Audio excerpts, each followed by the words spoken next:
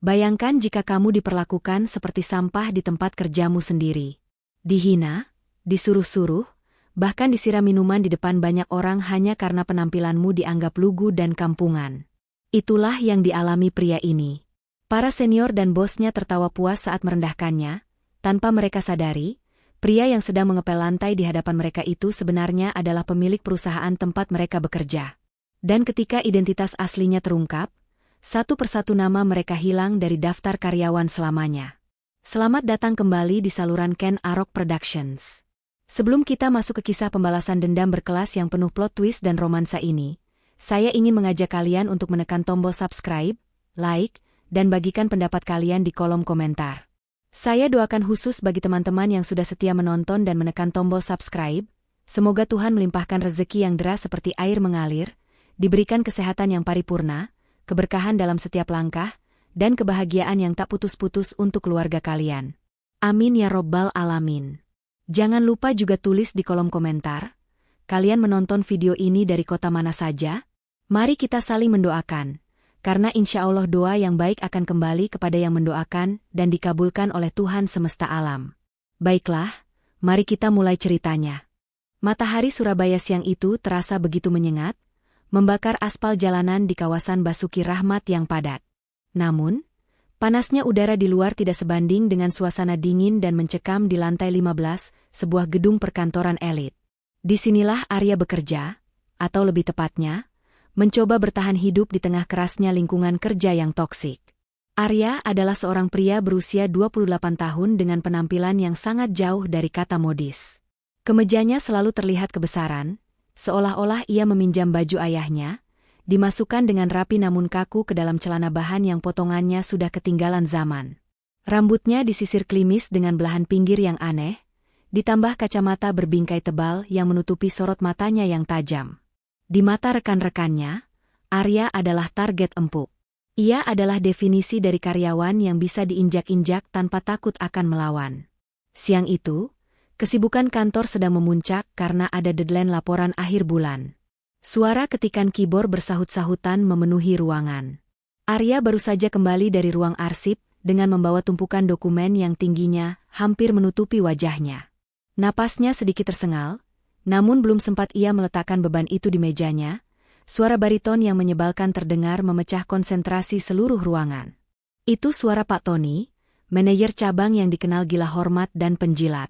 Ia berdiri di ambang pintu ruang rapat kaca dengan wajah merah padam, menunjuk-nunjuk ke arah lantai karpet yang basah oleh noda hitam pekat. "Heh, Arya, kamu itu punya mata atau tidak? Lihat ini," teriak Pak Tony menggelegar. Arya segera meletakkan tumpukan dokumennya dan bergegas menghampiri. Rupanya, ada kopi yang tumpah di sana. Seharusnya, memanggil petugas kebersihan atau OB adalah prosedur yang wajar, namun Pak Tony punya aturan sendiri untuk Arya. Bagi Pak Tony, Arya lebih rendah daripada petugas kebersihan. "Maaf, Pak. Saya akan panggilkan OB sebentar," jawab Arya dengan nada datar dan sopan, kepalanya sedikit menunduk. "Jangan banyak alasan kamu. OB sedang sibuk di lantai bawah. Kamu bersihkan sekarang. Masa lulusan S1 kerjanya lambat seperti siput? Apa gunanya kamu digaji kalau hal sepele begini saja tidak becus?" Hardik Pak Tony lagi, sengaja mengeraskan suaranya agar seluruh staf di ruangan itu mendengar. Beberapa karyawan lain hanya melirik sinis, sementara yang lain berpura-pura sibuk agar tidak kena imbas amarah Pak Tony. Tidak ada satupun yang membela. Arya terdiam sejenak. Ia menatap genangan kopi hitam di karpet mahal itu, lalu beralih menatap wajah sombong Pak Tony. Dalam hati, Arya mencatat kejadian ini. Tanggal sekian, jam sekian, penghinaan kesekian. Tanpa membantah, Arya mengambil tisu dan kain pel yang ada di sudut ruangan, lalu berjongkok. Ia mulai membersihkan tumpukan kopi itu dengan tenang. Harga dirinya memang sedang diinjak, namun ia tahu kapan harus diam. Ia membiarkan Pak Tony merasa menang hari itu, karena Arya tahu, permainan yang sebenarnya baru saja dimulai. Di balik kacamata tebal itu, ia sedang menyusun rencana, menunggu waktu yang tepat untuk membalikkan keadaan. Beberapa hari setelah kejadian memalukan di ruang rapat itu, suasana kantor sedikit berubah, bukan karena Pak Tony menjadi lebih baik, melainkan karena kehadiran seorang karyawan baru. Namanya Sarah, gadis berusia 23 tahun asal Kediri yang baru saja merantau ke Surabaya. Sarah memiliki kecantikan yang alami, wajahnya teduh tanpa pulasan makeup tebal seperti Rina dan geng sosialitanya. Senyumnya tulus, matanya berbinar ramah, dan ia membawa aura positif yang sangat kontras dengan lingkungan kerja yang toksik tersebut. Saat sesi perkenalan di ruangan tengah, hampir seluruh staf pria langsung tebar pesona. Mereka berebut ingin membantu Sarah, mulai dari menawarkan diri untuk membawakan tas, mengambilkan air minum, hingga modus mengajarkan cara menggunakan mesin presensi. Namun, Sarah menanggapi mereka dengan sopan seadanya. Anehnya, matanya justru tertuju pada sosok pria berkacamata tebal yang sedang berdiri kaku di pojok ruangan, memeluk tumpukan kertas fotokopi yang menggunung. Sore harinya saat jam istirahat, Arya memilih menyingkir dari keramaian kantin. Ia duduk sendirian di tangga darurat yang sepi dan agak remang.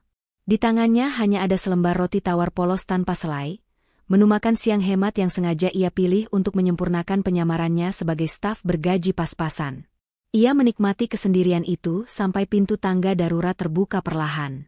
Sarah muncul dari balik pintu, membawa plastik resek bening yang mengeluarkan aroma sedap bumbu kacang dan sambal. Arya terkejut dan hendak beranjak pergi karena takut dituduh macam-macam. Tetapi Sarah justru tersenyum lebar dan duduk di anak tangga tepat di sampingnya, tanpa merasa jijik duduk di lantai beton yang dingin. "Hai Mas Arya, kok sendirian di sini? Enggak gabung sama yang lain di kantin?" tanya Sarah dengan nada renyah. Arya memperbaiki letak kacamatanya dengan canggung. Ia tidak terbiasa disapa dengan nada seramah itu di kantor ini. "Enggak, di sana berisik. Saya lebih suka di sini," jawab Arya singkat, berusaha tetap dingin. Sarah tidak tersinggung. Ia justru membuka bungkusan plastik yang dibawanya. Ternyata itu adalah pentol, jajanan pinggir jalan yang legendaris di Surabaya, lengkap dengan tusuk lidinya. Uap panas masih mengepul dari pentol-pentol kenyal itu. "Makan roti tawar doang mana kenyang, Mas? Nih, cobain pentol langgananku di depan gedung. Pedesnya nendang, bikin melek," kata Sarah antusias. Tanpa menunggu persetujuan, Sarah menusuk sebuah pentol besar yang berlumur saus kacang kental, lalu secara refleks menyodorkannya ke mulut Arya. Buka mulutnya, Mas," ucap Sarah spontan seperti sedang menyuapi adiknya sendiri. Arya membeku. Jantungnya berdegup kencang, bukan karena takut, tapi karena kaget dengan perlakuan yang begitu akrab dan tiba-tiba. Selama ini, orang-orang hanya menyodorkan pekerjaan atau cacian ke wajahnya, bukan makanan. Melihat Arya yang patung, Sarah baru sadar tingkahnya mungkin terlalu agresif. Ia menarik tangannya sedikit dengan wajah memerah karena malu. Namun Arya dengan cepat memajukan wajahnya dan melahap pentol itu dari tusukan lidi yang dipegang Sarah. Rasa pedas dan gurih langsung meledak di mulut Arya, bercampur dengan rasa hangat yang menjalar aneh di dadanya. Itu adalah pentol paling sederhana. Namun entah kenapa rasanya jauh lebih nikmat dibanding hidangan mewah yang biasa ia santap di rumah besarnya. "Enak, kan?" tanya Sarah dengan mata berbinar. Kecanggungannya hilang seketika melihat Arya mengunyah dengan lahap. "Lumayan," gumam Arya pelan, menyembunyikan senyum tipis yang hampir saja lolos dari bibirnya. Di detik itu, tembok pertahanan yang Arya bangun kokoh untuk melindungi identitasnya, merasakan retakan kecil pertamanya karena sebungkus pentol dan ketulusan seorang gadis desa. Jam makan siang di kantin kantor selalu menjadi momen yang paling dihindari oleh Arya. Tempat itu penuh sesak, bising, dan menjadi panggung utama bagi para karyawan senior untuk memamerkan ego mereka.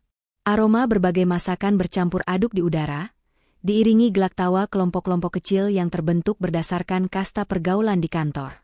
Di salah satu meja strategis, duduklah Rina bersama gengnya. Rina adalah senior administrasi yang selalu tampil modis dengan barang-barang bermerek, meski semua orang tahu itu hasil cicilan kartu kredit yang menumpuk. Hari itu, ia sedang menikmati segelas besar jus alpukat kental dengan susu coklat melimpah. Matanya yang tajam menangkap sosok Arya yang sedang berjalan sendirian, membawa nampan makan siangnya di antara kerumunan. Senyum licik terbit di bibir merah Rina. Saat Arya hendak melewati mejanya, Rina tiba-tiba bangkit berdiri dan berpura-pura berbalik badan dengan cepat. Gerakannya begitu terukur dan disengaja. Sikunya menghantam lengan Arya dengan keras. Keseimbangan Arya goyah. Gelas jus alpukat di tangan Rina terlempar dan isinya, cairan hijau kental bercampur coklat pekat itu, tumpah ruah membanjiri kemeja putih kedodoran yang dipakai Arya. Noda hijau itu melebar dengan cepat di dada dan perutnya, menciptakan pemandangan yang sangat kacau dan memalukan. Sontak, seluruh kantin menjadi hening. Semua mata tertuju pada mereka. Bukannya meminta maaf, Rina justru berteriak melengking, memecah keheningan dengan nada tinggi yang menyayat telinga. Heh, dasar mata empat. Kalau jalan itu pakai mata dong. Lihat nih, baju mahalku kena cipratan sedikit. Kamu pikir gaji kamu setahun cukup buat ganti rugi baju ini? Hardik Rina sambil mengibaskan tangannya yang sebenarnya bersih, membalikan fakta seolah-olah ia adalah korbannya. Pak Tony yang kebetulan sedang makan di meja sebelah tidak menyanyiakan kesempatan ini. Ia tertawa terbahak-bahak, diikuti oleh tawa penjilat dari beberapa staf lain. Aduh, Arya. Sudah tampang pas-pasan, kerja lambat, sekarang malah bikin kotor kantin. Lihat itu bajumu, sudah jelek, bau lagi. Sana keluar. Jangan bikin selera makan saya hilang gara-gara bau apek campur alpukat itu. Seru Pak Tony dengan nada merendahkan yang sangat menusuk. Arya berdiri mematung. Tangannya mengepal kuat di sisi tubuhnya, menahan gejolak emosi yang siap meledak. Cairan jus alpukat itu terasa dingin dan lengket menembus kulitnya, namun hatinya jauh lebih panas membara. Ia menatap wajah-wajah yang menertawakannya satu persatu. Merekam setiap tawa ejekan itu ke dalam memori pembalasan dendamnya.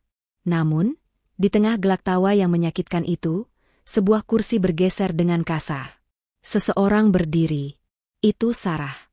Tanpa memedulikan tatapan heran orang-orang, Sarah berlari kecil menghampiri Arya.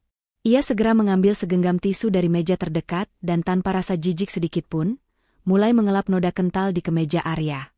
Tangannya cekatan namun lembut, mencoba membersihkan kekacauan yang dibuat oleh Rina. Jangan diam saja dong, Mas. Ayo dibersihkan dulu sebelum lengket, ucap Sarah setengah berbisik, namun cukup tegas untuk didengar orang di sekitarnya. Ia kemudian menoleh ke arah Rina dan Pak Tony dengan tatapan tajam yang jarang ia perlihatkan. Maaf, Pak, Bu. Tapi saya lihat jelas tadi Mbak Rina yang menabrak Mas Arya. Mas Arya diam bukan karena dia salah, tapi karena dia masih punya sopan santun, kata Sarah berani, membungkam tawa mereka seketika. Arya menatap gadis di hadapannya itu dengan pandangan tak percaya. Di dunia yang penuh kepalsuan ini, Sarah hadir sebagai satu-satunya anomali. Gadis itu tidak takut kotor demi membelanya. Bisikan Sarah selanjutnya terdengar begitu menenangkan di telinga Arya. Jangan didengerin mereka, Mas. Biarin baju Mas kotor kena jus, asalkan hati Mas enggak kotor kayak mereka. Ayo, kita pergi dari sini. Setelah kejadian memalukan di kantin itu, Sarah tidak membiarkan Arya kembali ke meja kerjanya dengan keadaan lengket dan berantakan. Dengan sedikit memaksa, gadis itu menarik lengan Arya keluar dari gedung kantor menuju sebuah tempat laundry koin yang terletak tidak jauh dari kosan Sarah, di gang sempit belakang gedung pencakar langit tersebut. Aroma deterjen dan pewangi pakaian yang menyengat langsung menyambut indera penciuman mereka begitu masuk ruangan kecil itu. Suara dengungan mesin cuci yang berputar monoton mengisi keheningan di antara mereka. Arya duduk di kursi plastik tunggu dengan canggung. Ia hanya mengenakan kaos dalam putih tipis, karena kemejanya sedang digiling di dalam mesin cuci nomor 3. Bagi seorang pewaris konglomerat yang biasa pakaiannya diurus oleh asisten rumah tangga profesional, duduk di laundry koin sempit ini adalah pengalaman yang benar-benar asing, namun anehnya, terasa nyaman. Maaf ya, Mas Arya. Jadi merepotkan harus nunggu di sini. Tapi kalau noda alpukat itu enggak langsung dihajar deterjen, nanti bakal ninggalin bekas permanen. Sayangkan kemejanya, ujar Sarah sambil menyodorkan sebotol air mineral dingin yang baru saja ia beli dari warung sebelah. Arya menerima botol itu dan tersenyum tipis. Harusnya saya yang minta maaf dan berterima kasih. Sar, kamu satu-satunya orang yang peduli. Padahal yang lain sibuk menertawakan saya. Sarah duduk di sampingnya, menatap putaran baju di balik kaca mesin cuci dengan pandangan menerawang. Aku nggak suka lihat orang ditindas, Mas. Bapakku di kampung selalu bilang, pangkat dan jabatan itu cuma titipan. Yang dibawa mati itu kebaikan hati. Gadis itu kemudian bercerita panjang lebar. Bukan tentang barang bermerek atau gosip kantor seperti yang biasa Arya dengar dari Rina, melainkan tentang impian sederhananya. Aku kerja keras merantau jauh-jauh dari Kediri ke Surabaya bukan buat gaya-gayaan, Mas. Aku nabung sedikit-sedikit. Mimpiku cuma satu, pengen banget berangkatin bapak sama ibu umroh. Pengen lihat mereka senyum di depan Ka'bah. Makanya, mau dimarahin Pak Tony atau dijulidin Mbak Rina, aku telen aja. Yang penting gajinya halal, tutur Sarah dengan mata berkaca-kaca namun penuh semangat. Arya tertegun. Jantungnya berdesir hebat mendengar pengakuan polos itu. Di dunianya, orang-orang mendekatinya karena uangnya, jabatannya, atau kuasa ayahnya. Tapi gadis di sebelahnya ini, memiliki kekayaan hati yang bahkan tidak bisa dibeli dengan seluruh aset perusahaan Arya. Udara di dalam ruang laundry yang sempit itu mulai terasa gerah, karena hawa panas dari mesin pengering. Tanpa sadar, Arya melepas kacamata tebalnya yang berembun untuk mengelap keringat di wajahnya. Ia menyisir rambutnya yang lepek ke belakang dengan jari tangannya, memperlihatkan struktur wajah aslinya yang tegas, hidung mancung, dan sorot mata elang yang tajam, wajah seorang pemimpin yang selama ini ia sembunyikan. Sarah yang menoleh secara tidak sengaja, tiba-tiba terdiam. Matanya membulat sempurna, seolah baru melihat sosok yang benar-benar berbeda. "Loh, Mas Arya?" panggil Sarah pelan, suaranya terdengar ragu. "Kalau kacamata Mas dilepas begitu, Mas kok kelihatan beda banget ya? Matanya bagus banget, kayak bukan Mas Arya yang pendiam di kantor." Arya tersentak kaget. Ia lupa sedang dalam penyamaran. Dengan gerakan cepat dan sedikit gugup, ia segera memakai kembali kacamata tebalnya, merusak kembali penampilannya menjadi si staf admin yang cupu. "Ah, perasaanmu saja, Sar. Mungkin karena efek lampu neon di sini," elak Arya sambil tertawa kaku. Namun dalam hati, Arya tersenyum puas. Sarah adalah orang pertama yang melihat Arya yang sebenarnya, dan memujinya tulus. Bukan karena ia anak bos, tapi karena ia adalah Arya. Kebaikan dan kedekatan Sarah dengan Arya ternyata memicu api cemburu dan kebencian yang semakin membara di hati Rina dan Pak Tony.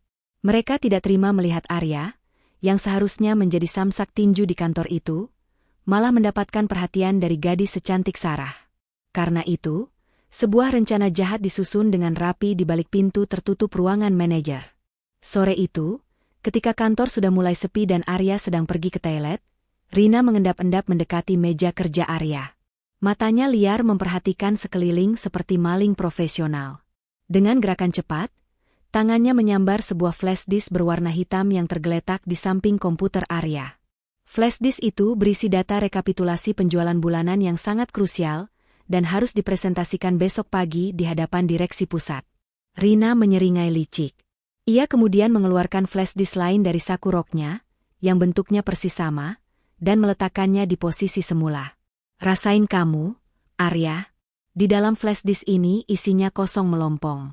Besok pas presentasi, kamu bakal malu habis-habisan di depan bos besar karena dikira menghilangkan data perusahaan."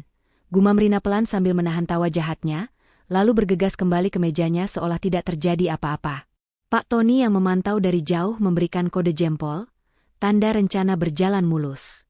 Mereka berpikir Arya adalah orang bodoh yang tidak akan menyadari pertukaran kecil itu. Namun, mereka melupakan satu hal fatal. Mereka sedang berhadapan dengan Arya, sang pewaris jenius yang kemampuan teknologinya jauh di atas rata-rata orang IT di gedung itu. Malam harinya, di dalam kamar mewahnya yang dipenuhi layar monitor canggih, Arya duduk santai sambil menyesap kopi.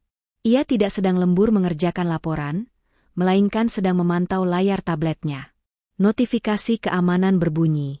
Rupanya, Arya sudah meretas sistem CCTV ruangan kantornya sendiri dan menghubungkannya ke ponsel pribadinya. Ia memutar ulang rekaman saat Rina menukar flash disk tersebut. Bukannya marah atau panik, sudut bibir Arya justru terangkat membentuk senyuman dingin yang mengerikan. "Kalian pikir saya sebodoh itu menyimpan data asli di flash disk murahan?" ucap Arya pada layar monitor yang menampilkan wajah licik Rina. Jari-jari Arya kemudian menari lincah di atas keyboard laptop super canggihnya. Ia masuk ke sistem server kantor secara jarak jauh, memastikan data asli sudah ia amankan di penyimpanan awan atau cloud yang terenkripsi. Tak hanya itu, Arya memutuskan untuk memberi sedikit hadiah balasan. Ia mengirimkan sebuah program virus tersembunyi, sejenis Trojan, yang ia tanamkan langsung ke jaringan komputer Rina. Virus itu didesain khusus. Tidak akan merusak komputer sekarang, tetapi akan aktif secara otomatis tepat saat Rina mencoba membuka file presentasinya sendiri besok. Silakan nikmati kemenangan semu kalian malam ini, Pak Tony, Rina. Karena besok, kalian akan menari di atas panggung kehancuran yang kalian buat sendiri. Bisik Arya pelan, menutup laptopnya dengan tenang, siap menghadapi drama esok hari. Hari-hari di kantor terasa semakin berat bagi Sarah. Menjelang sore, gadis itu terlihat duduk termenung di mejanya dengan wajah murung. Matanya sembab, sisa air mata yang berusaha ia tahan mati-matian. Rupanya, Rina baru saja melimpahkan kesalahan administrasi yang fatal kepada Sarah, padahal itu jelas-jelas keteledoran Rina sendiri. Sarah ingin membela diri, tapi kuasanya sebagai anak baru membuatnya tak berdaya. Melihat bahu Sarah yang bergetar menahan tangis, Arya tidak tinggal diam. Ia menghampiri meja Sarah, mengetuk pelan permukaannya. Rapikan barang-barangmu, Sar. Ikut saya sekarang, ucap Arya dengan nada yang sedikit lebih tegas dari biasanya. Sarah mendongak kaget, menghapus ujung matanya dengan punggung tangan. Kemana, Mas? Jam kerja belum habis. Nanti Pak Tony marah. Kita ada tugas luar. Survei lapangan untuk riset pasar kuliner. Saya sudah izin. Tenang saja, bohong Arya dengan wajah datar yang meyakinkan. Padahal, ia hanya ingin membawa Sarah keluar dari neraka kecil itu. Setengah jam kemudian, mereka sudah berada di kawasan Pakuwon City, tepatnya di area food festival yang terkenal di Surabaya Timur. Suasana di sana sangat kontras dengan kantor yang dingin. Lampu-lampu hias mulai menyala, aroma asap sate dan jagung bakar memenuhi udara, serta suara riuh rendah pengunjung menciptakan suasana yang hidup dan hangat. Loh, Mas, surveinya kok di sini? Tanya Sarah bingung, tapi senyum tipis mulai terbit di bibir manisnya melihat kemeriahan di sekeliling. Survei hati biar enggak sedih lagi. Ayo, kita sewa sepeda tandem itu, ajak Arya sambil menunjuk deretan sepeda hias berlampu warna-warni. Awalnya mereka mengayuh dengan santai mengelilingi area danau buatan. Sarah duduk di boncengan belakang, sementara Arya mengemudi di depan. Arya yang biasanya di kantor berjalan membungkuk dan terlihat lemah, tiba-tiba lupa akan perannya. Saat sepeda mereka menghadapi tanjakan kecil di jembatan, Arya tanpa sadar mengerahkan tenaga aslinya. Otot-otot kakinya yang terlatih karena rajin berolahraga di gym pribadi, mengayuh pedal dengan kekuatan penuh. Sepeda yang cukup berat itu melesat naik dengan sangat ringan dan kencang, seolah tanpa beban. Sarah yang kaget karena sentakan kecepatan itu spontan memekik dan melingkarkan tangannya erat-erat ke pinggang Arya agar tidak jatuh. Ia bisa merasakan punggung Arya yang kokoh dan keras, sangat berbeda dengan punggung bungkuk yang biasa ia lihat di kantor. Mas Arya. Pelan-pelan. Kok Mas kuat banget sih ngayuhnya? Teriak Sarah panik bercampur kagum. Mendengar itu, Arya tersadar ia hampir membongkar penyamarannya lagi. Namun kali ini, ia memilih untuk sedikit menggoda gadis lugu di belakangnya. Ia menoleh sedikit ke belakang, menatap Sarah lewat bahunya dengan senyum miring yang menawan. Makanya, pegangan yang kuat ya, Tuan Putri. Saya nggak mau kamu jatuh. Cukup air matamu saja yang jatuh tadi di kantor. Kamu jangan, goda Arya dengan suara berat yang maskulin. Wajah Sarah seketika memerah padam seperti kepiting rebus. Jantungnya berdegup tak karuan. Bukan lagi karena kaget, tapi karena baper tingkat dewa. Di tengah gemerlap lampu Pakuwon City, Sarah merasa seperti sedang dibonceng oleh pangeran berkuda putih, bukan staf admin berkacamata tebal. Keesokan harinya, ketegangan di kantor mencapai puncaknya. Sebuah berkas kontrak kerjasama bernilai miliaran rupiah harus segera diantar ke lantai 20, tempat para direksi sedang menunggu untuk tanda tangan. Pak Tony, yang sedang sibuk menjilat atasan lewat telepon, berteriak menyuruh Sarah untuk mengantarkan dokumen itu sekarang juga. Ini kesempatan emas bagi Sarah untuk membuktikan kinerjanya. Dengan memeluk erat map tebal berwarna biru, ia berlari kecil menuju lobi lift dengan napas memburu. Ia melihat pintu lift sedang terbuka lebar dan Rina berdiri di dalamnya. Masih ada ruang yang cukup luas untuk 5 orang lagi. Wajah Sarah berbinar penuh harap. Mbak Rina, tolong tahan pintunya sebentar, seru Sarah sambil mempercepat langkahnya. Namun, Alih-alih menahan pintu, Rina justru menatap Sarah dengan tatapan dingin dan senyum miring yang meremehkan. Jarinya dengan sengaja menekan tombol tutup pintu berkali-kali dengan cepat. UPS, maaf ya, Sarah. Liftnya mendadak terasa penuh nih, ada aura kamu. Lewat tangga saja ya, hitung-hitung olahraga biar kurus. Ejek Rina dari celah pintu yang menyempit. Pintu lift tertutup rapat tepat di depan hidung Sarah. Sarah ternganga tak percaya. Lift satunya sedang rusak. Dan menunggu lift Rina kembali akan memakan waktu terlalu lama. Tidak ada pilihan lain, Sarah harus menaiki tangga darurat menuju lantai 20. Padahal saat ini mereka berada di lantai 10. 10 lantai harus ia daki dengan sepatu hak kerjanya. Sarah mulai berlari menaiki anak tangga. Lantai demi lantai ia lewati. Namun saat sampai di lantai 15, kakinya mulai gemetar hebat. Napasnya putus-putus, paru-parunya terasa terbakar. Ia bersandar di dinding tangga darurat yang dingin, hampir menyerah dan menangis karena kelelahan. Tiba-tiba, terdengar langkah kaki yang tegap dan stabil dari arah bawah. Bukan langkah orang yang sedang lari panik, melainkan langkah orang yang terlatih. Arya muncul di tikungan tangga. Wajahnya tenang, tidak ada setetes pun keringat yang membasahi keningnya, padahal ia baru saja menyusul Sarah menaiki tangga yang sama. Mas Arya? Ngapain di sini? Tanya Sarah dengan napas tersengal-sengal. Tanpa banyak bicara, Arya berbalik badan dan sedikit berjongkok di depan Sarah. Punggungnya yang lebar kini tepat berada di hadapan gadis itu. Naik ke punggung saya, Sarah. Cepat, perintah Arya tegas, nadanya tidak menoleransi penolakan. Tapi mas, berat. Dokumen itu lebih penting daripada berat badanmu. Naik atau kita berdua dipecat, potong Arya. Ragu-ragu, Sarah melingkarkan lengannya ke leher Arya.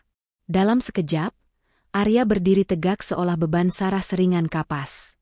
Dan disinilah keajaiban itu terjadi. Arya berlari menaiki sisa 5 lantai itu dengan kecepatan dan stamina yang tidak masuk akal bagi seorang staf administrasi biasa. Sarah bisa merasakan detak jantung Arya yang kuat dan teratur, serta aroma parfum maskulin yang mahal dan samar tercium dari kerah kemejanya, aroma yang sangat berbeda dari bau AP kantor. Hanya dalam hitungan menit, mereka sampai di pintu darurat lantai 20. Arya menurunkan Sarah dengan perlahan. Sarah masih bengong, takjub dengan kekuatan fisik pria berkacamata ini. Sebelum Sarah masuk ke ruang rapat direksi, Arya dengan lembut merapikan beberapa helai rambut Sarah yang berantakan karena keringat ke belakang telinganya. Tatapannya begitu dalam dan meneduhkan. Sudah sampai. Tarik napas, tenangkan dirimu. Kamu pasti bisa, bisik Arya lembut. Perlakuan manis itu membuat Sarah lupa akan rasa lelahnya. Dengan pipi merona dan semangat baru, ia mengangguk mantap dan melangkah masuk ke ruang direksi, meninggalkan Arya yang tersenyum bangga di balik pintu darurat. Kabar tentang acara tahunan perusahaan menyebar cepat seperti api di musim kemarau. Tahun ini, manajemen tidak main-main. Mereka akan mengadakan gala dinner mewah di Hotel Majapahit, salah satu hotel paling bersejarah dan prestisius di Surabaya.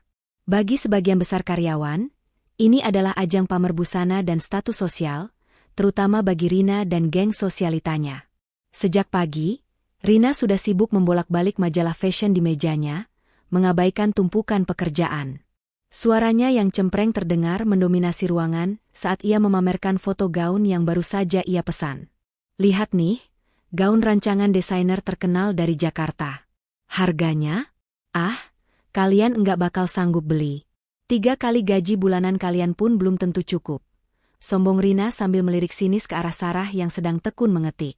Rina kemudian berjalan mendekati meja Sarah, sengaja mengetukkan kuku palsunya yang panjang ke atas meja kerja gadis itu. Anak baru, kamu nanti malam datang pakai apa?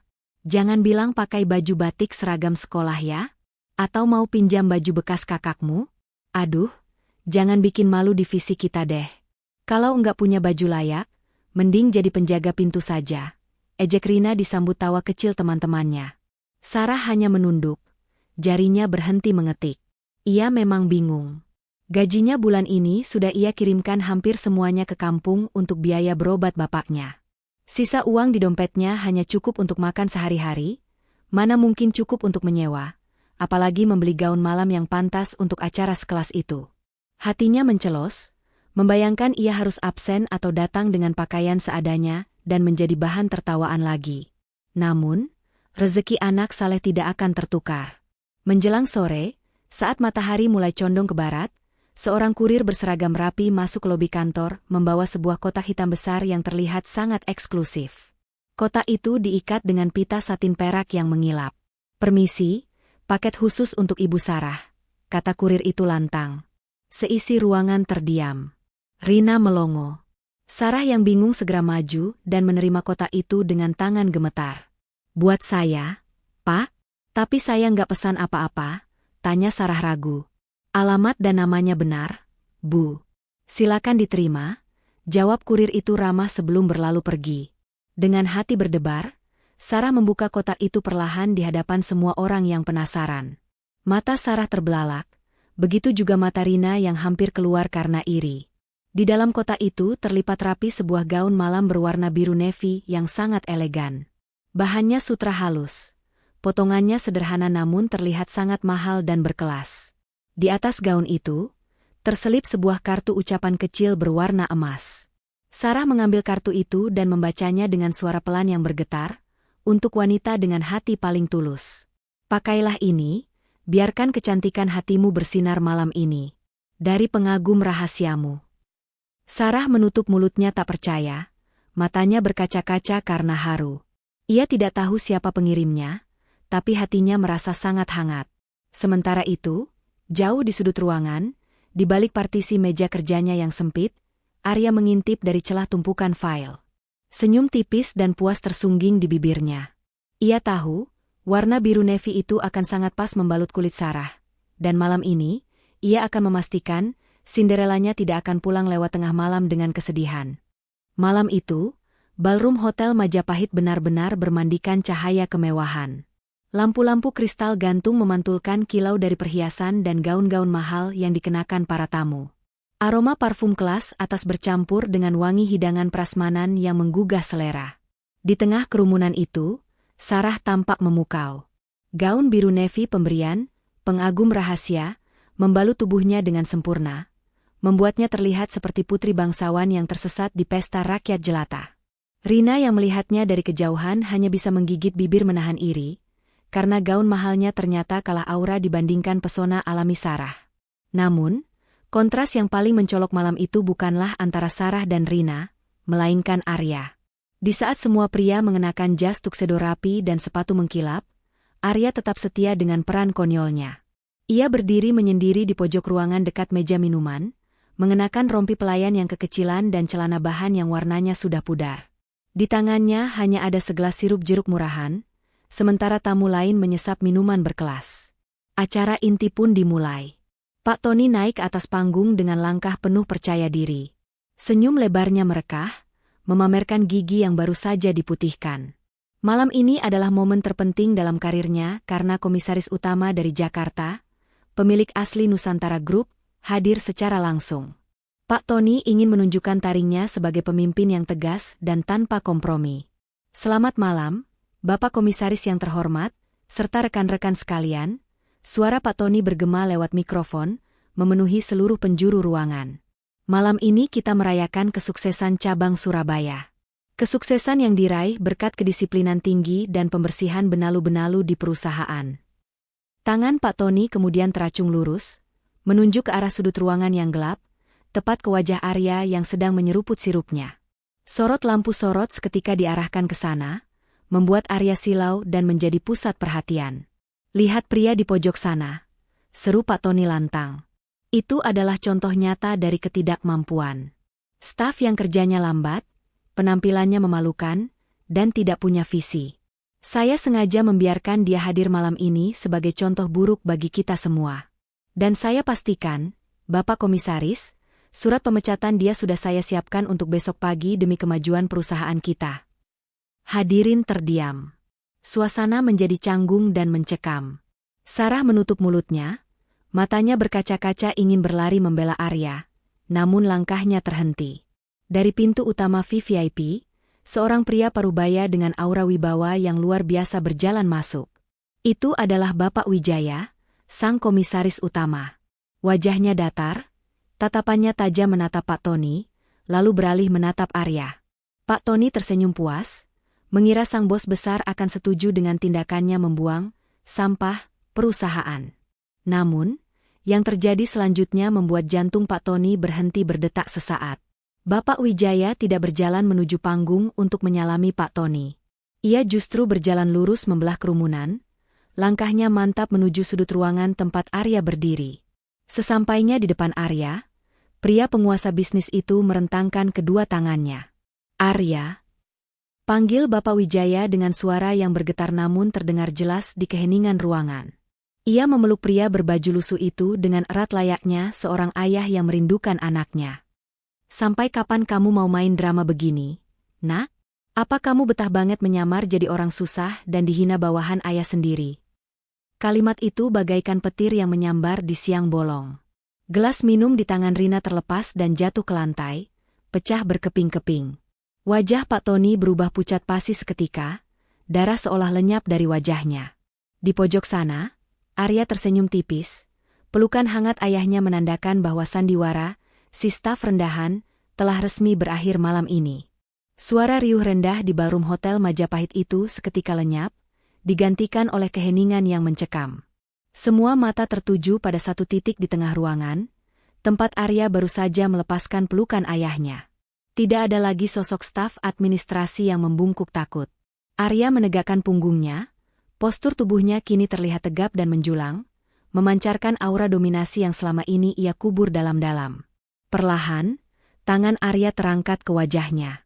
Ia melepas kacamata berbingkai tebal yang selama ini menyembunyikan sorot matanya. Tanpa ragu, ia meletakkan kacamata itu di atas meja terdekat dengan bunyi, "Tak," yang pelan namun terdengar jelas di telinga Pak Tony. Tanpa benda penghalang itu, wajah Arya berubah total. Tidak ada lagi tatapan sayunan bodoh, yang ada hanyalah sepasang mata elang yang tajam, cerdas, dan penuh perhitungan. Belum selesai kejutan itu, Arya membuka kancing rompi lusuhnya yang kekecilan dan melemparkannya begitu saja ke lantai. Di balik rompi itu, ternyata ia mengenakan kemeja putih berbahan sutra kualitas terbaik yang pas di badan, memperlihatkan bidang dadanya yang bidang dan atletis. Dengan santai, ia menyisir rambutnya yang tadinya klimis aneh ke arah belakang hanya menggunakan jari-jari tangannya. Seketika itu juga, sosok Arya si staf cupu lenyap tak berbekas, berganti menjadi sosok pria tampanan karismatik yang layaknya seorang pangeran pewaris tahta. Pemandangan transformasi langsung itu membuat lutut Pak Tony lemas seketika. Ia harus berpegangan pada podium agar tidak ambruk. Wajahnya yang tadi merah padam karena amarah, kini berubah menjadi seputih kertas. Keringat dingin sebesar biji jagung mulai bercucuran di pelipisnya. Ia baru menyadari kesalahan fatal yang telah ia perbuat. Orang yang baru saja ia hina sebagai sampah dan ia rencanakan untuk dipecat besok pagi, ternyata adalah pemilik masa depan perusahaan tempatnya mengais rezeki. Di sisi lain ruangan, Rina membeku di tempatnya. Mulutnya sedikit terbuka, matanya melotot tak percaya. Pria tampan yang berdiri dengan wibawa itu adalah pria yang sama yang kemarin ia siram dengan jus, dan ia cemooh setiap hari. Rasa takut yang amat sangat mulai merayapi tulang punggungnya, membayangkan nasib apa yang akan menimpanya setelah ini. Sementara itu, Sarah yang berdiri di antara kerumunan tamu merasa dunianya seakan berputar. Tangannya menutup mulutnya yang bergetar karena syok. Ia menatap lekat-lekat wajah pria itu. Itu memang Arya, teman makan pentolnya, teman curhatnya di laundry, namun di saat yang sama, ia terasa begitu asing dan jauh. "Mas, Arya?" bisik Sarah lirih, suaranya hampir tak terdengar, namun syarat akan ketidakpercayaan. Arya yang mendengar bisikan itu menoleh sekilas ke arah Sarah. Tatapan matanya melembut sesaat, seolah ingin mengatakan, "Tunggu sebentar," sebelum akhirnya kembali menatap tajam ke arah Pak Tony di atas panggung. Senyuman dingin terukir di bibir Arya, sebuah senyuman yang menandakan bahwa permainan kucing-kucingan telah usai, dan kini saatnya sang singa mengaum. Tanpa perlu dipersilakan, Arya melangkah tenang menaiki anak tangga panggung. Setiap langkah kakinya terdengar seperti detak jam kiamat bagi Pak Tony yang kini tubuhnya gemetar hebat layaknya daun kering ditiup angin. Arya mengambil alih mikrofon dari tangan manajernya itu dengan gerakan halus namun penuh dominasi, seolah mengambil mainan dari tangan anak kecil yang nakal. Ia kemudian memberi kode singkat kepada operator di belakang ruangan untuk menghubungkan ponsel pintarnya ke layar proyektor raksasa di latar panggung. Hadirin sekalian, mohon maaf mengganggu makan malamnya. Sebelum saya berbicara mengenai visi masa depan perusahaan, mari kita saksikan sedikit film pendek tentang realitas yang terjadi di cabang Surabaya. Ucap Arya dengan nada datar, namun auranya membuat bulu kuduk merinding. Dalam hitungan detik, layar besar di belakang panggung menyala terang. Gambar yang muncul bukanlah grafik keuntungan atau diagram bisnis, melainkan rekaman video CCTV beresolusi tinggi. Video itu memutar ulang kejadian di kantin dengan sangat jelas. Detik-detik saat Rina dengan sengaja menyenggol Arya hingga tumpahan jus alpukat kental membanjiri kemejanya, diikuti gelak tawa puas dari Pak Tony yang bukannya melerai malah menghina. Gumaman kaget dan bisik-bisik langsung terdengar riuh dari para tamu undangan. Wajah Rina memucat pasis, seolah seluruh darah di tubuhnya disedot habis. Ia ingin lari, tapi kakinya terasa dipaku ke lantai. Belum sempat keterkejutan itu reda, tayangan di layar berubah. Kali ini menampilkan data log digital aktivitas komputer. Terpampang jelas bukti forensik digital saat Rina menukar flash disk data penjualan asli dengan yang palsu, serta obrolan pesan singkat antara Pak Tony dan Rina yang merencanakan manipulasi laporan keuangan untuk menjebak Arya. Kebusukan mereka telanjang bulat di hadapan ratusan pasang mata. Arya berbalik badan, menatap tajam kedua orang yang kini berdiri kaku seperti terdakwa mati itu. Kalian mengotori kemeja saya dengan jus alpukat, dan saya masih bisa mencucinya di laundry pinggir jalan. Tapi perilaku korup, manipulatif, dan penindasan yang kalian lakukan, itu adalah noda busuk yang mengotori integritas perusahaan ini.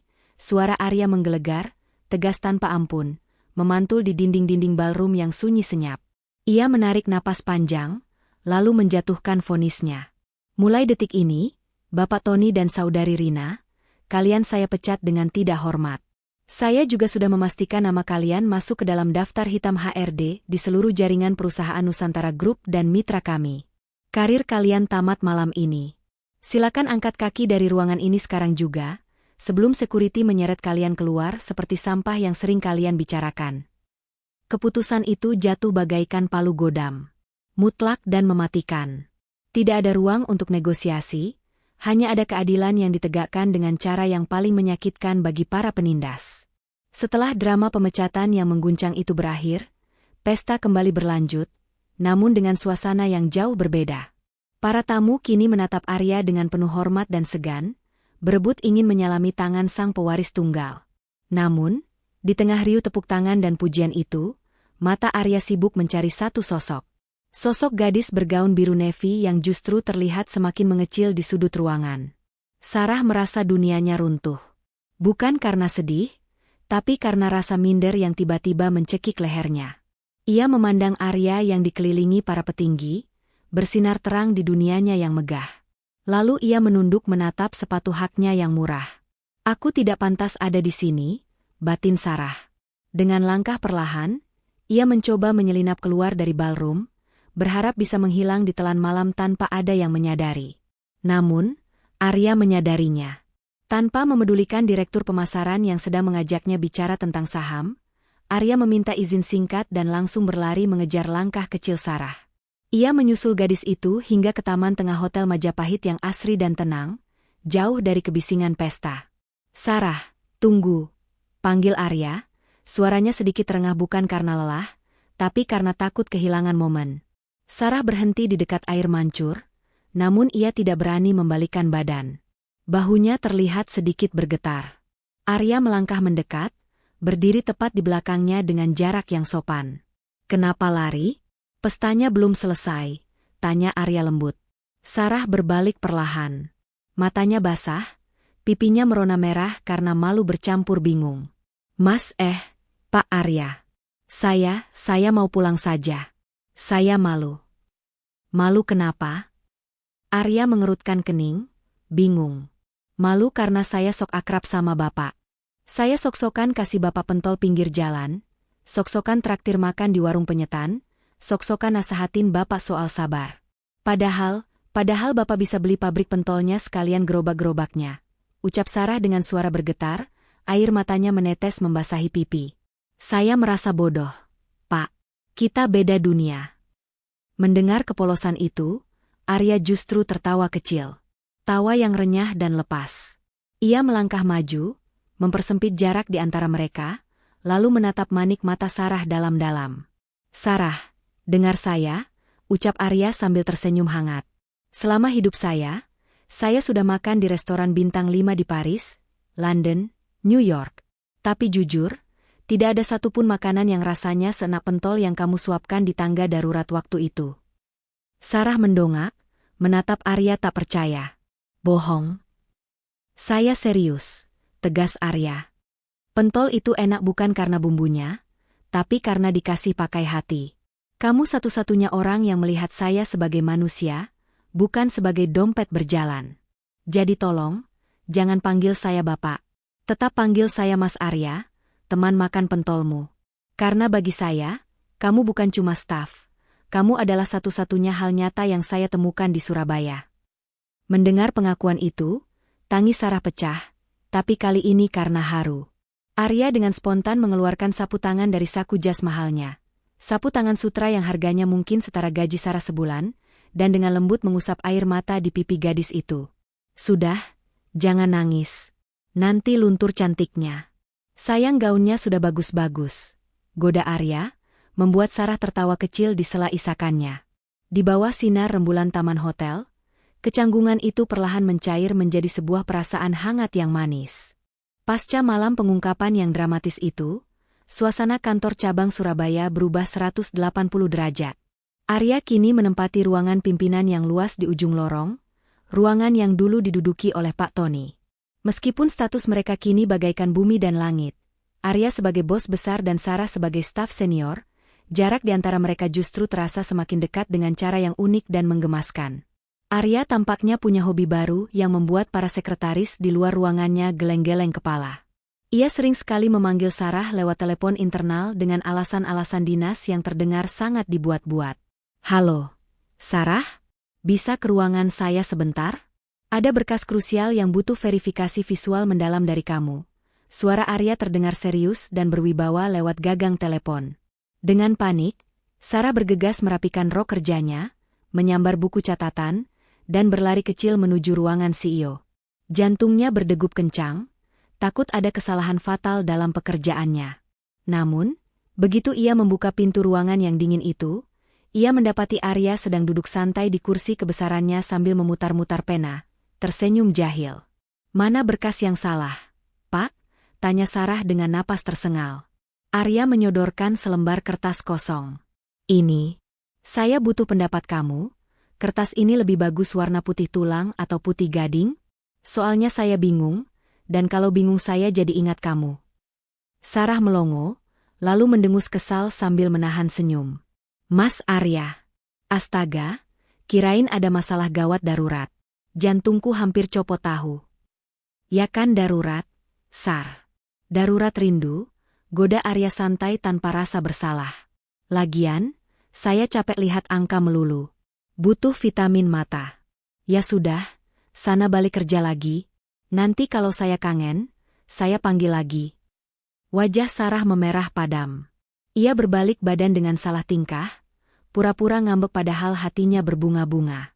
Namun, kejutan manis yang sebenarnya baru menanti Sarah saat ia kembali ke meja kerjanya. Tepat di samping komputernya, sudah bertengger sebuah botol kaca elegan berisi jus alpukat premium. Warnanya hijau segar, jauh lebih menggoda daripada jus kantin yang pernah menodai baju Arya dulu. Di leher botol itu, terikat sebuah pita cantik dan secari kertas catatan kecil dengan tulisan tangan Arya yang rapi. Sarah mengambil kertas itu dan membacanya dalam hati. "Minum ini ya. Biar hari-harimu manis kayak kamu, dan nggak pahit kayak masa lalu kita yang kena tumpahan jus." Semangat kerjanya, calon makmum. Sarah menggigit bibir bawahnya, menahan jeritan histeris saking senangnya. Ia menoleh ke arah ruangan kaca Arya di ujung sana. Dari balik tirai yang sedikit terbuka, ia bisa melihat Arya sedang mengintip sambil mengedipkan sebelah matanya. Hubungan kucing-kucingan antara bos dan bawahan ini menjadi rahasia umum yang paling manis di seluruh kantor. Namun, perjalanan cinta tidak selamanya mulus seperti jalan tol. Terkadang, ujian datang bukan dari pekerjaan, melainkan dari masa lalu yang belum tuntas. Siang itu, Ketenangan kantor mendadak pecah oleh suara langkah sepatu hak tinggi yang beradu keras dengan lantai marmer. Seorang wanita cantik dengan penampilan super glamor menerobos masuk ke area kerja staf. Namanya Bella, mantan kekasih Arya dari kalangan sosialita Jakarta yang dulu meninggalkan Arya karena mengira Arya tidak akan sukses memimpin perusahaan. Bella datang dengan menenteng tas tangan bermerek yang harganya mungkin setara dengan mobil keluarga, kacamata hitamnya bertengger angku di atas kepala, dan aroma parfumnya begitu menyengat hingga membuat pusing beberapa karyawan. Sarah, sebagai staf senior yang bertanggung jawab menjaga ketertiban, mencoba menghadang dengan sopan. "Maaf, Mbak. Ada yang bisa dibantu? Kalau mau bertemu Pak Arya, harus buat janji dulu di resepsionis depan," ucap Sarah ramah sambil tersenyum. Bella berhenti mendadak, menatap Sarah dari ujung rambut sampai ujung kaki dengan tatapan jijik, seolah-olah ia baru saja melihat noda kotoran di sepatu mahalnya. "Heh, kamu siapa berani ngatur-ngatur saya? Lihat dong level kita. Saya ini tamu VVIP, bukan sales asuransi. Minggir." "Dasar staf rendahan, enggak tahu sopan santun," bentak Bella kasar, suaranya melengking membuat seluruh ruangan hening seketika. Tangan Bella terangkat hendak mendorong bahu Sarah. Namun belum sempat tangan lentik itu menyentuh seragam Sarah, sebuah tangan kekar menepisnya dengan tegas. Arya sudah berdiri di sana. Wajahnya dingin dan keras, tatapannya jauh lebih menakutkan daripada saat ia memecat Pak Tony. "Jangan pernah sentuh dia dengan tangan kotormu, Bella," suara Arya rendah namun mengintimidasi. Bella yang melihat Arya langsung mengubah ekspresinya 180 derajat. Ia tersenyum manja, mencoba memeluk lengan Arya. "Hai, sayang. Aku dengar kamu sukses besar di Surabaya. Aku kangen banget sama kamu. Kita balikan ya? Lupakan masa lalu, aku sadar cuma kamu yang terbaik buat aku." Arya mundur selangkah, menghindari sentuhan itu dengan gerakan yang jelas-jelas menolak. Tanpa ragu sedikitpun, di hadapan Bella dan seluruh karyawan yang menonton drama gratis itu, Arya menarik pinggang Sarah mendekat ke sisinya dan merangkulnya erat. Posesif dan protektif. "Maaf, Bella. Tempat di hati saya sudah penuh," ucap Arya lantang, matanya menatap bangga ke arah Sarah yang wajahnya sudah merah padam karena kaget. "Kenalkan, ini Sarah. Calon istri saya." Napas Bella tercekat, matanya melotot tak percaya. "Apa? Gadis kampung ini?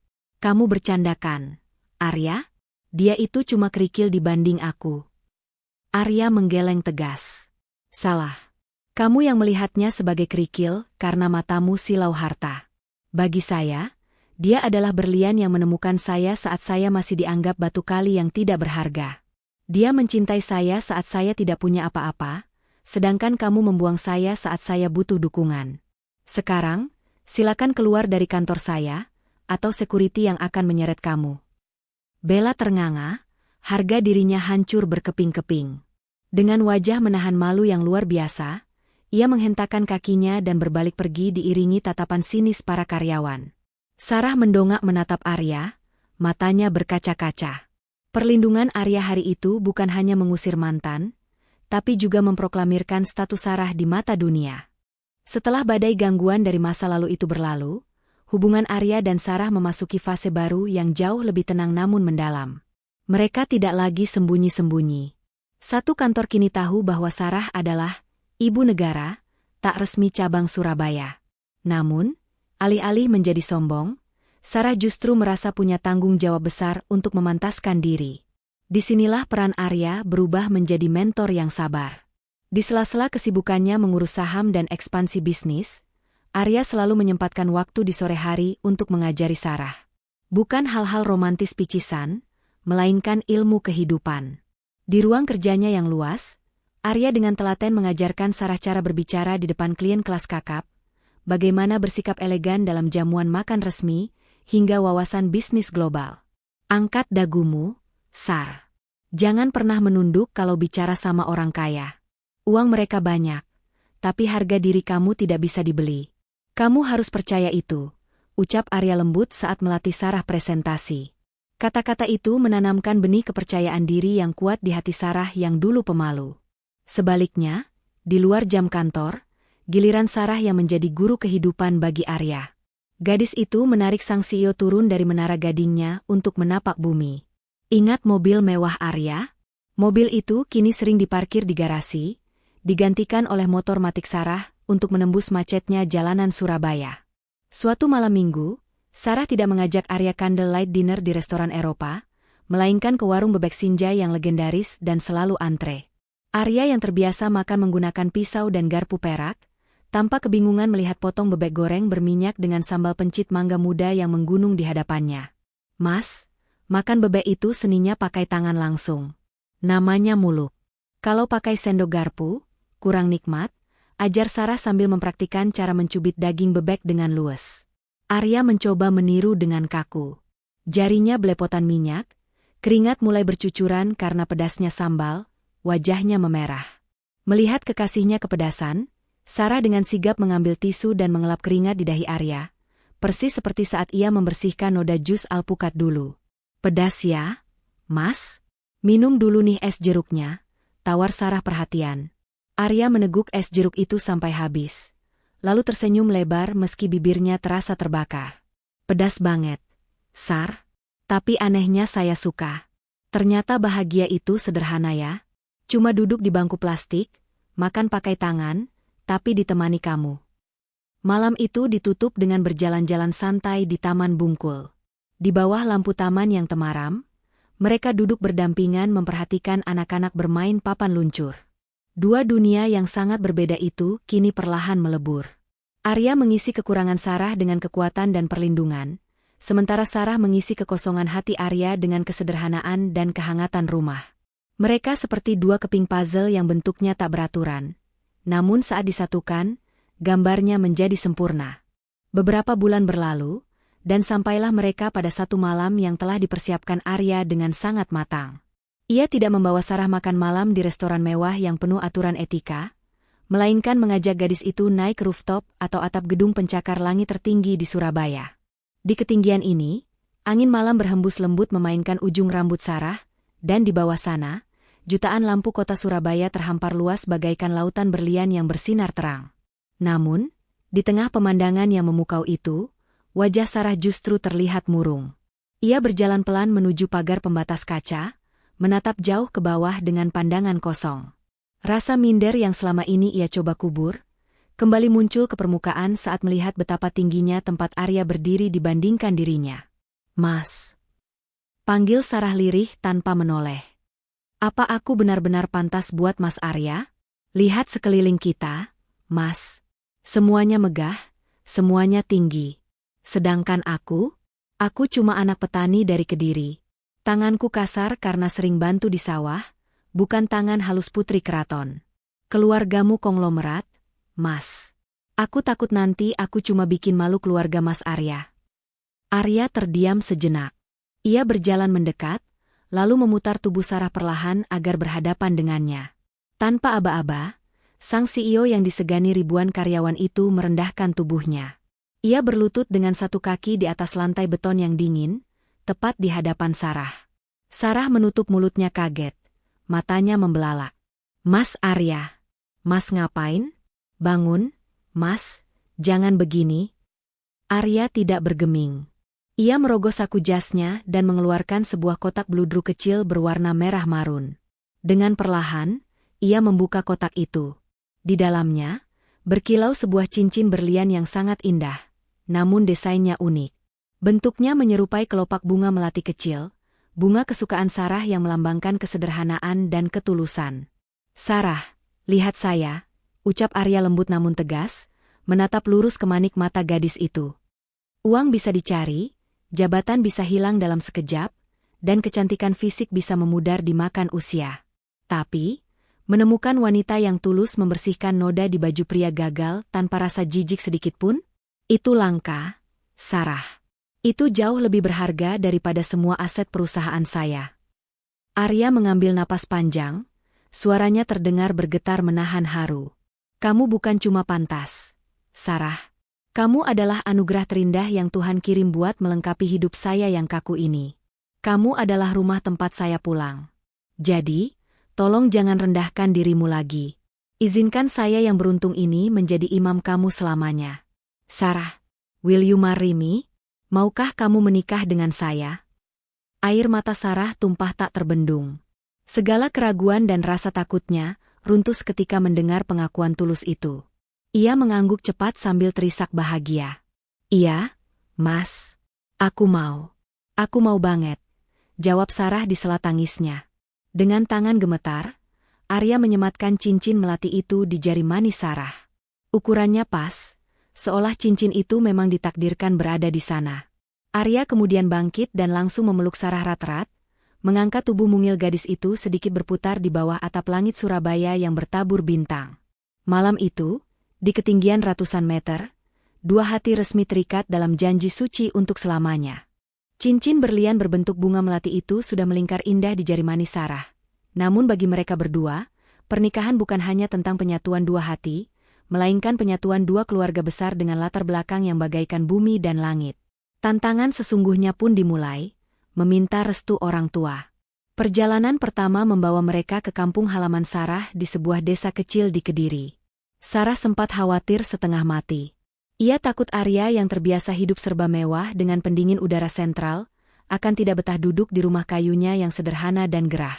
Namun, kekhawatiran itu sirna begitu saja. Sesampainya di sana, Arya tidak datang dengan mobil sport yang mencolok, melainkan mobil keluarga biasa. Ia turun dengan mengenakan kemeja batik lengan pendek yang sopan. Tanpa ragu, sang CEO Nusantara Group itu langsung membungkuk hormat, mencium tangan bapak dan ibu Sarah dengan takzim. Bahkan, ketika bapak Sarah mengajaknya duduk lesehan di atas tikar pandan di ruang tamu yang sempit, Arya duduk bersila dengan luwes tanpa terlihat risih sedikitpun. "Nak Arya," ucap bapak Sarah dengan suara berat yang berwibawa khas orang desa. "Kami ini cuma petani kecil. Rumah kami lantainya tanah, atapnya sering bocor. Apa Nak Arya yakin mau mengambil Sarah jadi istri?" Sarah itu tidak tahu tata krama orang kaya, nanti malah bikin malu keluarga Nak Arya. Arya tersenyum tenang, lalu menatap lekat wajah orang tua di hadapannya. "Pak, Bu," jawab Arya lembut namun tegas. "Saya tidak mencari istri untuk dipajang di etalase pameran. Saya mencari istri untuk teman hidup. Di rumah besar saya di Surabaya, lantainya marmer dingin, tapi rasanya sepi. Di sini, walau beralas tikar, saya merasakan kehangatan keluarga yang sesungguhnya. Sarah punya kekayaan hati yang dididik oleh bapak dan ibu, dan itu harta yang tidak saya punya. Izinkan saya menjaga putri bapak." Mendengar jawaban tulus itu, ibu Sarah menyeka air matanya dengan ujung kerudung. Bapak Sarah menepuk bahu Arya kuat-kuat sambil mengangguk mantap. Restu pertama telah dikantongi dengan penuh haru. Ujian kedua beralih ke Surabaya, ke sebuah rumah mewah atau mansion megah milik keluarga Arya di kawasan elit Citraland. Kali ini giliran Sarah yang gemetar hebat. Tangannya dingin seperti es saat mobil memasuki gerbang otomatis yang menjulang tinggi. Bayangan tentang ibu mertua yang galak dan sombong, seperti di sinetron-sinetron menghantui pikirannya. Namun, begitu pintu utama yang terbuat dari kayu jati ukir itu terbuka, seorang wanita parubaya yang sangat elegan, Ibu Wijaya, Ibunda Arya, sudah berdiri menunggu. Sarah menunduk takut, bersiap menerima tatapan menilai dari atas sampai bawah. "Selamat sore, Bu." Saya Sarah," cicit Sarah pelan, nyaris tak terdengar. Di luar dugaan, Ibu Wijaya justru melangkah maju dengan cepat dan langsung memeluk Sarah erat-erat. Aroma parfum mahal sang ibu memeluk tubuh Sarah, tapi pelukannya terasa sangat hangat dan membumi. "Jadi ini gadis yang sudah bikin anak saya tobat jadi robot kerja?" canda Ibu Wijaya sambil melepaskan pelukan dan menangkup wajah Sarah dengan kedua tangannya. Ia menatap mata Sarah dalam-dalam. Cantik. Bukan karena makeup mahal, tapi karena matanya jujur. "Arya sudah cerita semuanya, Nak. Terima kasih ya sudah mau menerima anak saya apa adanya, bukan karena ada apanya." "Ibu enggak marah saya cuma orang desa?" tanya Sarah polos dengan mata berkaca-kaca. Ibu Wijaya menggeleng sambil tersenyum bijak. "Nak, keluarga kami memang punya banyak uang, tapi kami sadar uang tidak bisa beli ketulusan." Akhirnya Arya bawa pulang perempuan yang matanya tidak silau harta. "Selamat datang di keluarga ini, Nak Sarah. Kami sudah lama menunggumu." Sore itu, di ruang tamu mewah yang biasanya kaku, terdengar isak tangis bahagia. Tidak ada drama, tidak ada penolakan. Hanya ada kebijaksanaan dari para orang tua yang menyadari bahwa kebahagiaan anak mereka jauh lebih penting daripada sekadar status sosial. Dua dunia yang berbeda itu akhirnya melebur dalam satu kata, keluarga. Hari yang dinanti-nanti oleh seluruh karyawan Nusantara Group akhirnya tiba. Surabaya menjadi saksi bisu penyatuan dua insan yang kisah cintanya sempat viral di kalangan internal perusahaan. Gedung resepsi dengan konsep outdoor di kawasan Surabaya Barat disulap menjadi istana kerajaan Jawa yang megah namun tetap terasa sakral. Janur kuning melengkung indah di gerbang masuk, menyambut para tamu dengan aroma bunga melati yang semerbak. Konsep pernikahannya adalah The Royal Javanese Wedding, atau pernikahan kerajaan Jawa modern. Arya tampil gagah perkasa mengenakan beskap bludru hitam dengan sulaman benang emas, lengkap dengan blangkon dan keris di punggungnya. Auranya benar-benar seperti pangeran keraton. Sementara itu, Sarah membuat semua tamu terpukau. Gadis desa yang biasanya tampil polos itu, kini menjelma menjadi ratu sehari. Wajahnya dirias dengan paes ageng yang manglingi, memancarkan kecantikan magis khas pengantin Jawa. Kebaya putih panjangnya menjuntai indah menyapu lantai, bertabur kristal yang berkilauan tertimpa cahaya lampu taman. Tamu undangan yang hadir sangat beragam. Rekan-rekan kerja Sarah di kantor, mulai dari staf administrasi hingga petugas keamanan dan OB yang dulu sering disapa Arya, semuanya diundang dan mendapat tempat duduk VIP. Tidak ada sekat jabatan malam itu.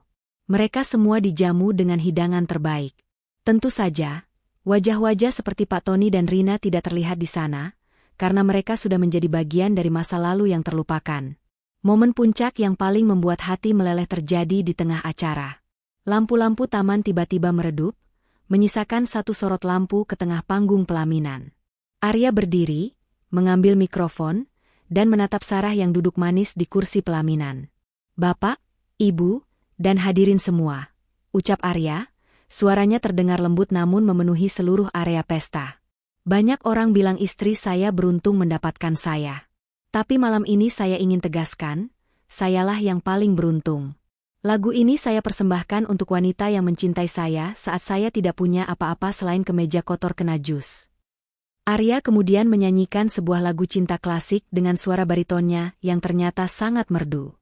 Sarah tak kuasa menahan haru, matanya berkaca-kaca melihat pria yang dulu ia kasihani di tangga darurat, kini bernyanyi untuknya di hadapan dunia. Tepuk tangan riuh membahana saat Arya mengakhiri lagunya dan mencium kening Sarah dengan penuh kasih sayang. Acara ditutup dengan sesi foto keluarga yang sangat mengharukan.